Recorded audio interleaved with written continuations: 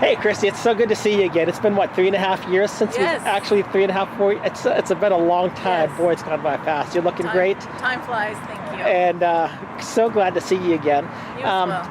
You know, we've talked about a lot of things in the past. I know you're a very conservative, very staunch, outspoken lady in the, well, it's no longer the Republican Party, you're more Constitutional Party, but Yes. one issue that we've talked about in the past has been the issue of no-fault divorce. How do you feel about this? Okay, well, I think I have a unique perspective.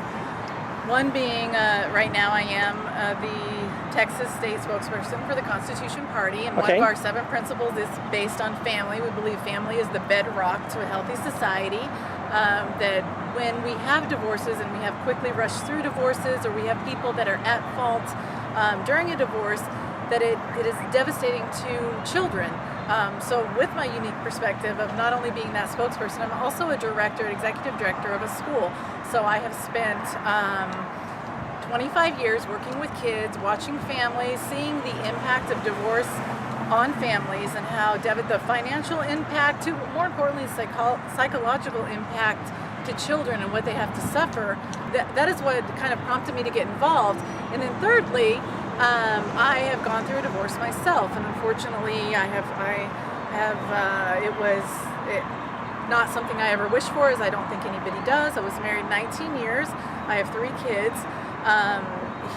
It was a case of infidelity, a case where I didn't have a choice but to leave him because of choices that he made, and I saw just how horrible this impacted my kids, my financial situation, and our life in general.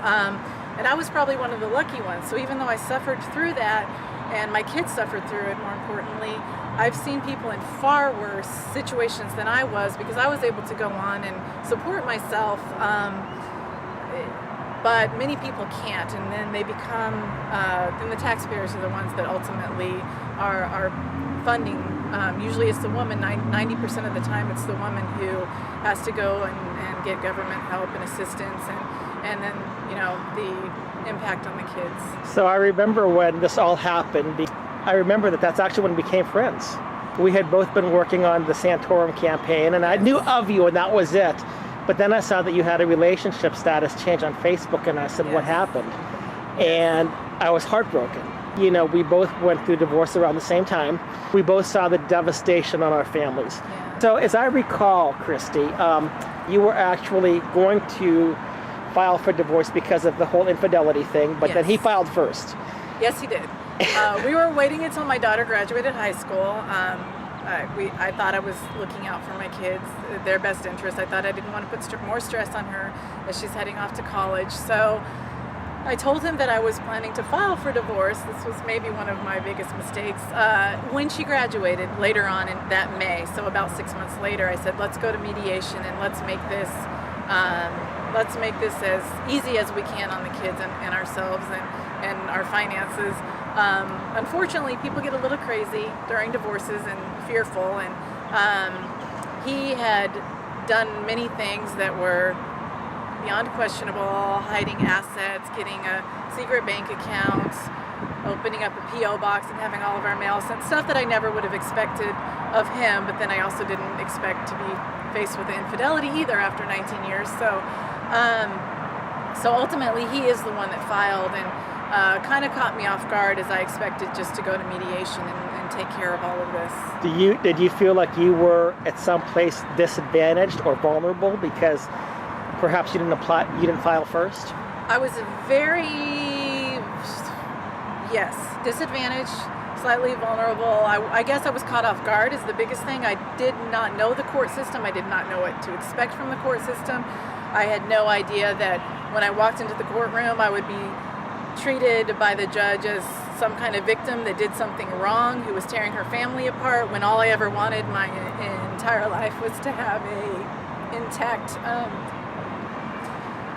happy kids and an intact, strong family, because I think that's what's best for our society. But sometimes these things are beyond your control, and when I walked into the courtroom, I soon realized that unless you have a lot of time and a lot of money, you may not win a case that should absolutely be won by you. So that was a wake-up call. So you felt further victimized by the courts? Most definitely. And how about the attorneys? The attorneys were there to help you? No. Can you elaborate on that a little bit? So I don't know if just all the attorneys are in some big club where they hang out, and I'm not really sure what happened. I got advice from a friend to go to a certain attorney. I felt like I had a court date coming up and I needed to act quickly. I didn't have a lot of time to make decisions, where a longer waiting period would certainly help something like that, to help people find attorneys and reach out to people that may help their situation. I had one attorney that I let go for another attorney, and it was the same story. They want their money. I think that there may be some incredibly great family law attorneys out there. My daughter's in school right now, law school right now, and I'm sure she will hopefully be one of them with integrity and principles. But I believe that it is very rare. It's become a money-making business, not doing the right thing, not upholding justice, not taking care of people. It really is whoever has the most money wins. And one example is I was a teacher when I got divorced, so teachers only work during the school year. I was off for the summer. We filed in, our first court appearance was June maybe, or July. And the first thing the judge, the other attorney, the opposing attorney said was, "You quit your job." And I was waiting on my attorney to say, "No, she didn't. She's a teacher. She's off during the summers." But she didn't say anything. And then the judge said, "You better get a job. You better get out there and get a job right now." And I thought, can I talk? Can I defend myself? Can I tell them what's happened to me? And you just don't get that opportunity. And I found myself in some kind of twilight zone where I left the courtroom thinking, I've been in a 19-year marriage, raised 3 kids, I've been a teacher, I've been a political activist, I've done everything I know that I can do the right way, and yet I'm sitting here and my life is being destroyed, and I feel like I've committed murder. Yeah. The one thing that I remember talking about, your divorce cost you a lot of money. About $60,000. Now, was this supposed to be a no-fault divorce, or was this actually beyond the no-fault divorce? It was supposed to be a no-fault. My attorney said it's 50-50, and I said, well, even though he's had this affair which was going on for 4 or 5 years, even though he was arrested for domestic violence, numerous things that had happened, especially towards the end of the marriage. My attorney said in Texas it's 50-50. It doesn't matter what he's done. It doesn't matter what you've done. It's 50-50. And I understood that we were a no-fault divorce state. I didn't understand how bad it was. It happened to me, how bad it was, and how it impacted the innocent victims. And I'm not saying that every marriage, everyone's perfect on both sides. That's not the case. Nobody would ever say that people couldn't have done different things or changed things. But when there is a blatant cause for the divorce,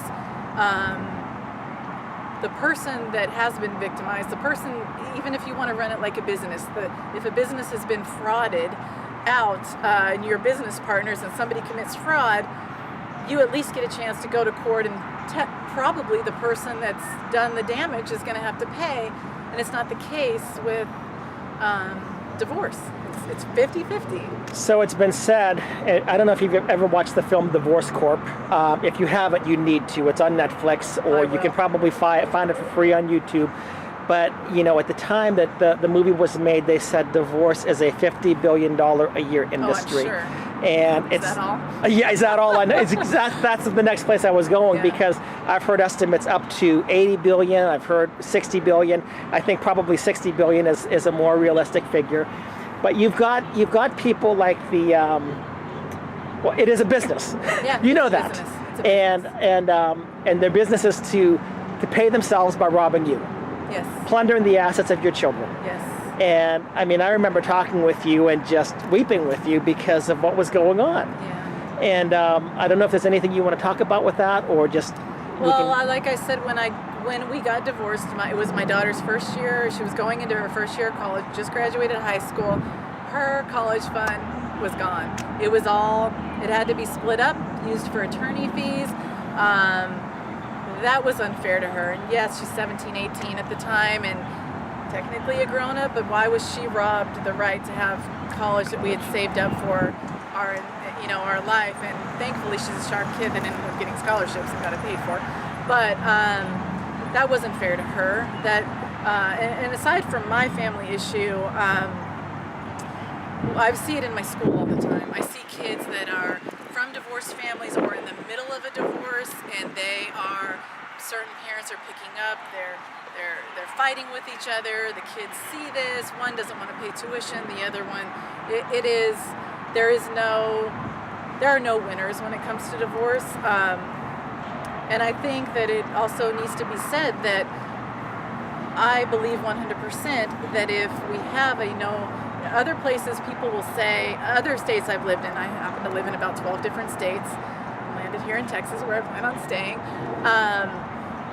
Other states, it is a deterrent when somebody knows that their choices could stand them to not only lose their family, but to lose everything they've worked for if they make a poor choice. It makes you think twice. And I guarantee you, my ex-husband, and he even said it, that he might have thought twice, but he made some bad decisions, midlife crisis, whatever you want to call it, whatever excuse you want to call it. When you know that you will still get half, might be different than in another state where you might lose 90% of everything. You may think twice before making wrong choices. So I remember his attorney, the stuff that you told me, was a snake. I'm sorry to say it, but I've heard it said in the military that, he was so low that he would have to climb up a ladder to scratch the belly of a snake. Yes. And that's just the way that I felt about him because I don't even know if I can say his name. Edit it out if I can. That was H. Ownby was his name, or is his name if he's. He told my ex apparently to go get that P.O. box and have all of our mail sent. So wait a minute. Are you telling me that this attorney helped your ex-husband hide assets, which is against the law, how to perhaps get an advantage against you in court, how to put it bluntly, screw you over? According to my ex, he's the one, when I confronted him about that I told him that it was fraud to have my mail, my personal mail, sent to a P.O. box without telling me, he told me he did that on the advice of his attorney. Wow. So whether that's true, I don't know. I'm assuming it is because he may have just been telling me that. So all of these what I hear you saying, then, if this is true, that all of these attorneys out there, you really can't expect them to be neutral or it's a war. It is a war. And some of them are as unethical as can be. And many of them will tell you, prepare yourself, you're going to war. So I'm going to interrupt for a moment. I worked with this one lady, and I won't mention her name, but she used to be a paralegal and a legal secretary.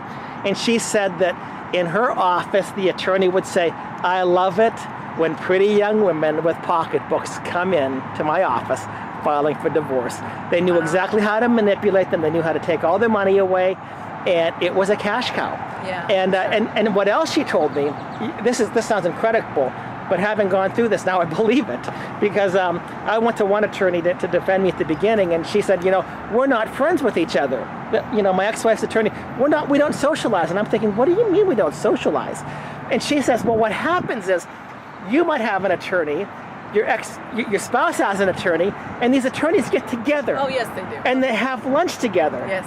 And they know what the outcome's going to be, because in divorce in Texas, the defendant always loses.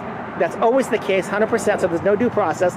But they say, well, I'll say this, you do this, I'll file this, you'll file that, and they systematically plunder, raid any assets that you have. In fact, one of the reasons that when they see you at the beginning, they ask for your financial statement. How many assets do you have? How much do you have in your bank account?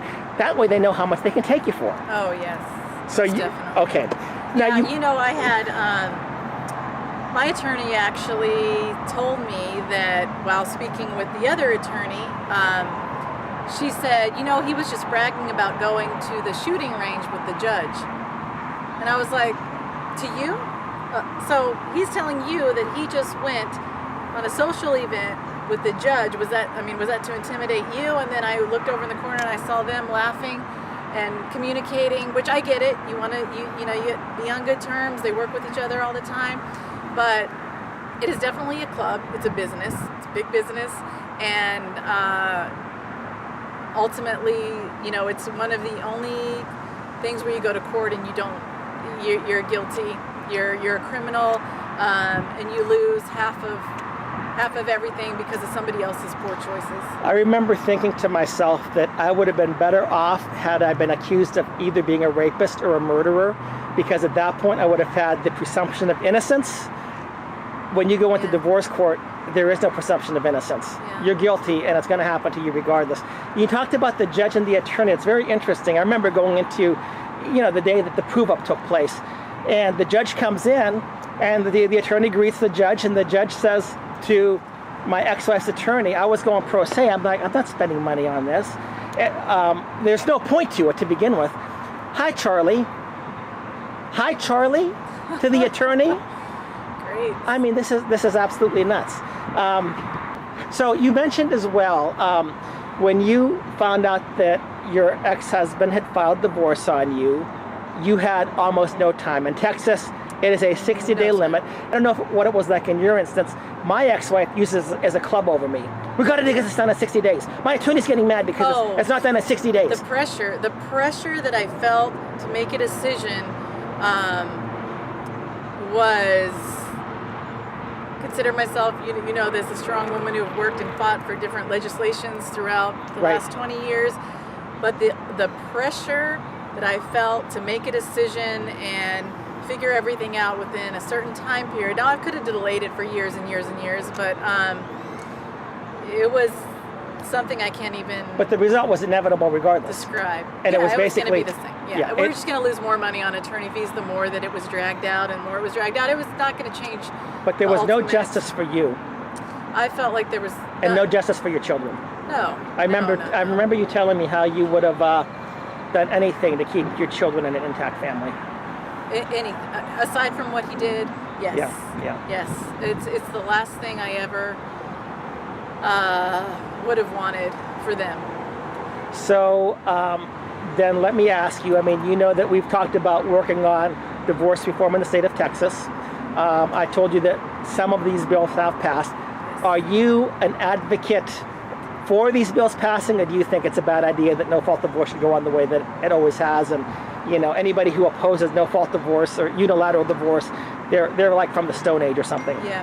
So no, they're not. And for a healthy society, for healthy children, it's proven that you need strong families for a strong society. You can't have that if we have it really easy to get divorced. Pretty soon we'll have drive-through divorces, so we just roll on up. And so that would actually be, if you listen. You might save some money.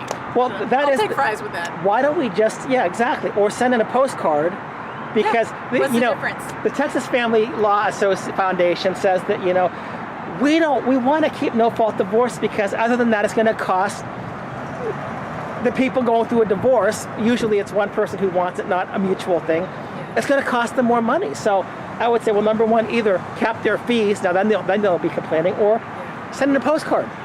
Capping their fees is brilliant. But yes, I agree. So I believe the waiting period is. Most states have 6 months to a year where you either need to be separated or the waiting period, which, if anything, it helps people get their emotions together. It helps them put their kids first, get things settled, get everything together, decide. In some cases, it's going to happen. You're not going to get away with it. In other cases, many marriages could probably be saved.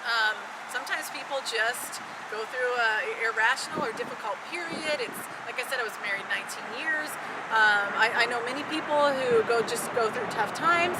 The easier it is to get divorced, the more likely it would be to get divorced. The less help from churches, the less help from, it's looked at as I know it feels like a death to anybody. If you've gone through divorce, it feels like a death, but then there's nobody necessarily there for you because they don't know what to say or do. And then you're also spending a lot of money. Nobody's bringing you food. So I think the longer waiting period, we should be at least 3 to 6 months, but at least 6 to 12 months. Days. Yeah, I mean, How long? It's 60 days now, right? It's 60 days now. So yeah, what? I mean, right now this legislation would increase it to 6 months. Okay. Now I know you've probably have not seen this, but it's called the Second Chance Marriage Act, and this was a liberal Georgia Supreme Court justice And it was another liberal person from Minnesota, but he's a family psychologist, family counselor, and so on. And what they found is that people that are deeply involved in the divorce process, even with attorneys filing motions and trying to create bitterness and stuff like that, in at least 40% of the cases, either one spouse or both spouses want to say, can we take a time out?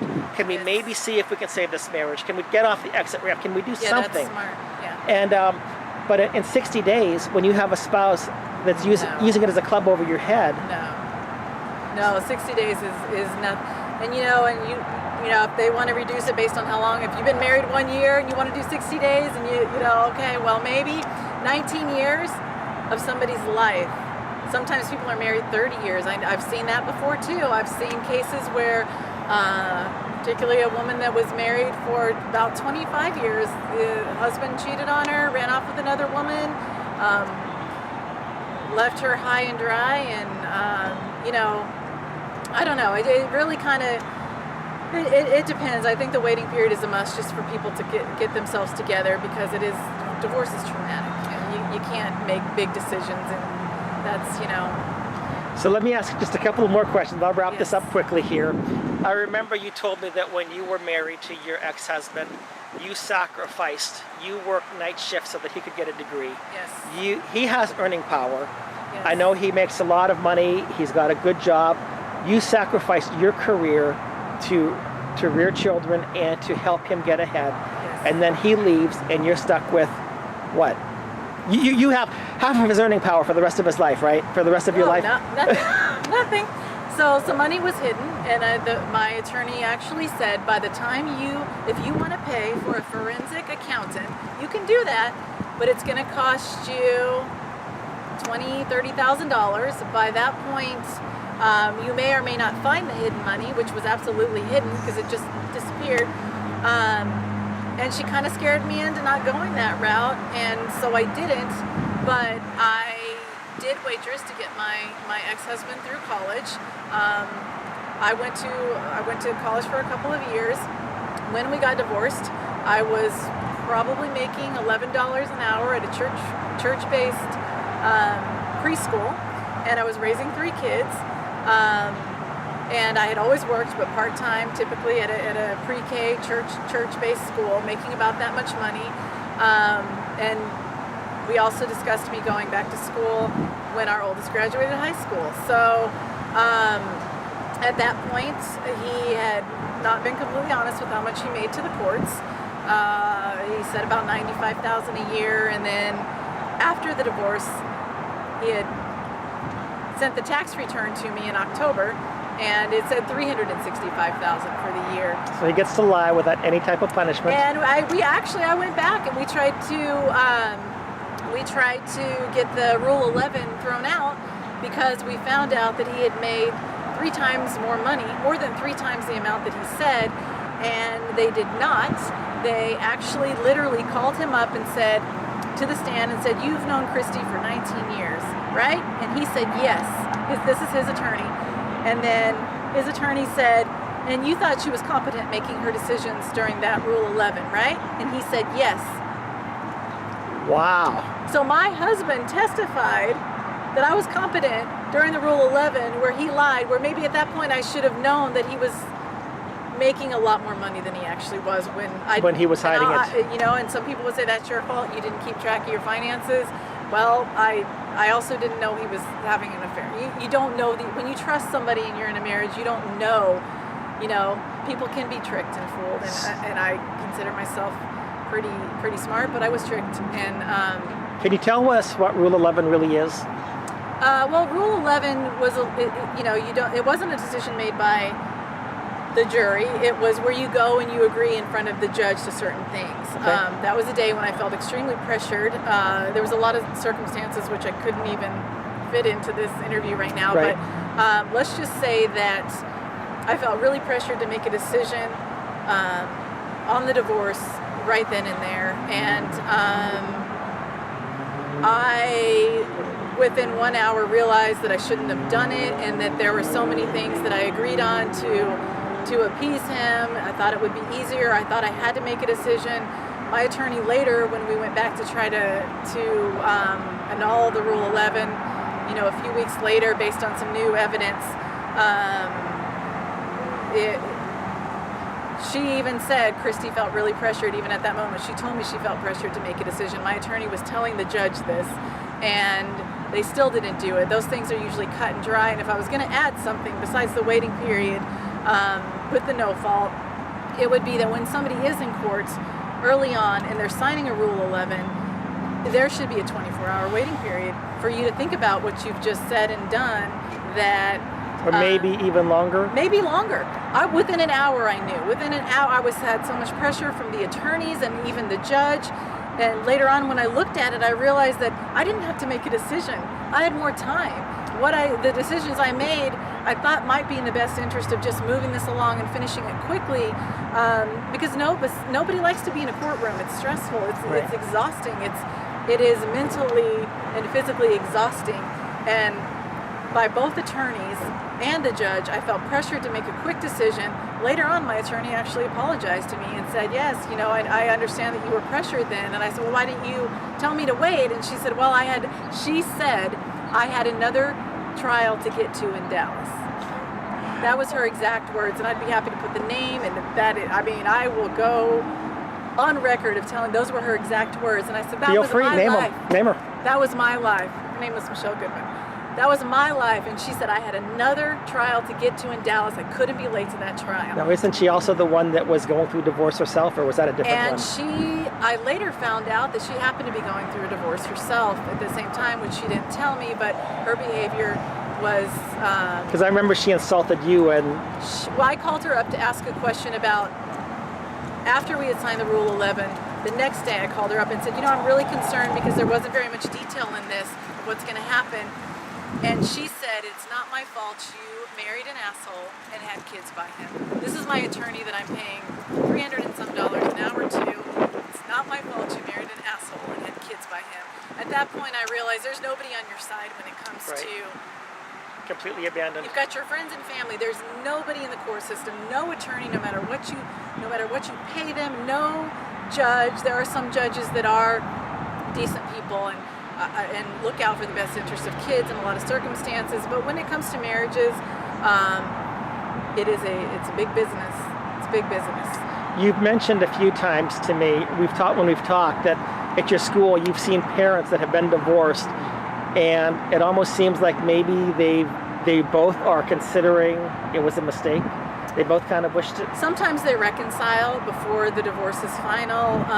But that's because they have a little extra time? Or? Oh, yeah. Yes, true. I think that they waited out a little bit longer. Some people speed it up. And the factors of divorces are always different. There may be another person involved. It might be...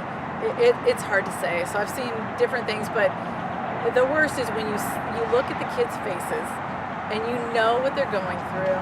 And you know that they're acting out behavior-wise, or they need all this extra attention and love, and you're just looking at them knowing that their life has changed forever.